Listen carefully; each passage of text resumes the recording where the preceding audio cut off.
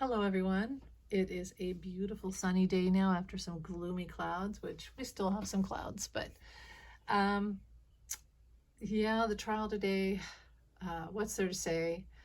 I think everything went well with Michael Cohen. Yes, he said some things that we now know how deep he was in the trying to cover up this hush money payment and to hide Stormy's story, to make sure that 45 did not lose the election. It was all done to make sure, and 45 knew, 45 was part of this. He approved, he ordered, he knew. And apparently Melania knew too, and so there goes that theory. But there's some things that really bug me. But, Michael Cohen, he has paid the price. Hopefully he won't be in trouble for some of the things he says, but if he is, he is. He has told the truth and he has paid the price. He went to jail for doing something that he was told to do by 45. I don't know if he ever got paid for it. He paid the ultimate price and has had death threats and lost his law license. So he has paid for his crimes, in my opinion. 45 has not. And I'm going to get to that. But, I don't know if I said this already, but I see it as this case, this trial is like, this hush money case is like a big puzzle. And there was a lot of pieces missing. And of course, 45 himself is, he's the picture, right? They're putting together this picture of all of 45 and all the stuff he did. And he's the one who's saying, it never happened. It never happened. I'm innocent. So everyone else is having to put the pieces together. Well, Michael Cohen had massive pieces that to bring it together. He had phone calls, phone logs, other people to collaborate, texts, check stubs. He created an LLC. He's the architect of the fake LLC for this money, and to say it was for services rendered, even though there were no services, it's just money transferred to hide, to give to Stormy to shut her up. And I guess 45 didn't ever want to pay her, as you know. Just wait till after the election, then it won't matter anymore, and we'll just, then he was right, he's going to threaten her. But she is not one to stay quiet, obviously, and she didn't want this monster, 45, to win, and doesn't want him to win in 2024. So she's not staying quiet. She's not being intimidated and scared and threatened. And you probably saw that she had to wear a bulletproof vest. So that's how bad it is. Who knows? Maybe Michael Cohen did too. So knowing that, and the jurors themselves, remember how much trouble they had getting jurors, and one left because they were so afraid.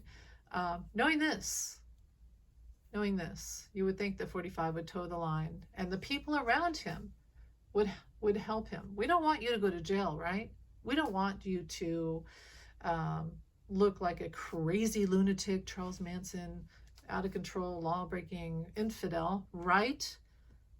No, they're there supporting him, this criminal, the defendant in a criminal trial. So the leader of the Speaker of the House, Mike Johnson, my God, when I saw him there today to support 45, the criminal defendant, I felt such shock and disgust.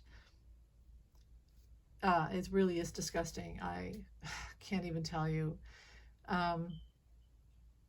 It's horrible. That's horrible. I think he should be removed. I'll have to agree with MTG. Let's get Mike Johnson out now and put in, who's that the leader? Who was the other guy? God forgive me, the Democratic leader.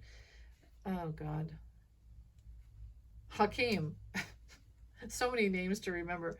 Our beautiful Hakeem. Put him in, please. In fact, let's round up all these infidels and sycophants of 45 and just take them all to Rikers right now, because he had them. He ordered them to violate the gag order, and they did it. So I feel like it's against the law. I feel like they should not have been allowed in or anywhere around the courthouse, and I'll tell you why. I've got to be fast.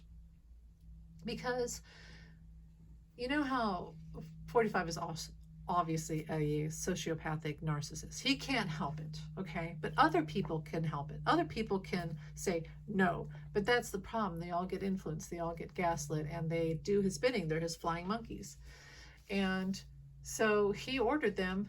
It wasn't enough to have Janine Perot go on her show and say bad things about Stormy and Michael Cohen, right? That's not, he had her try to speak for him since he can't violate the gag order. Remember, the judge said, no, we're not going to give you a little exemption. No, you can't talk about Michael Cohen or Stormy. You can't. You got to follow the gag order. So then clearly he went around it as narcissists do, and he had Janine Perot and whoever else he had, and well, that wasn't good enough. So now, because Michael Cohen's testimony, this is a testament to how damning and accurate Michael Cohen's testimony is. 45 literally brought in a posse of infidels. He had his son, he had Alina Habba, he had Mike Johnson, he had Ramik Ramaswamy, I can't say his name, and some other guy, and they had just a whole slew of infidels there to help him violate the gag order. And in fact, Mike Johnson gets in front of the microphone and violates the gag order. And 45 said, yes, this is what I'm doing. He admitted to it. So yes, please put them all in Rikers, please. I ask you, please do this.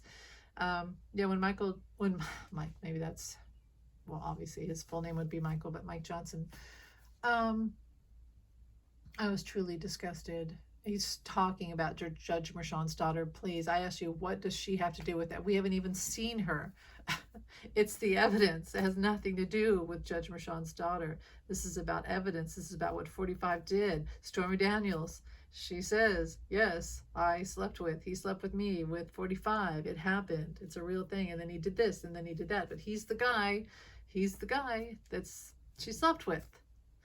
And thus the issue, his lies, and using campaign influence and funds. So the fact that Mike Johnson, the Speaker of the House, Speaker of Democracy, would come on and support a criminal defendant, a known rapist who admits to rape for all intended purposes and for entertainment purposes only, but when you're a star, they let you do it. That's pretty much admitting to rape, in my opinion. Mike Johnson would come support him like some Charles Manson sycophant girl. I mean, come on. How is that okay? It's not okay. I'm disgusted. And to me, yes, it's a violation of the gag order, big time. But you know what really upsets me about it all? This is what upsets me. And I'm running out of battery. That 45 brought in these people to intimidate the jurors, to intimidate the judge, to distract, to divide, to put fear in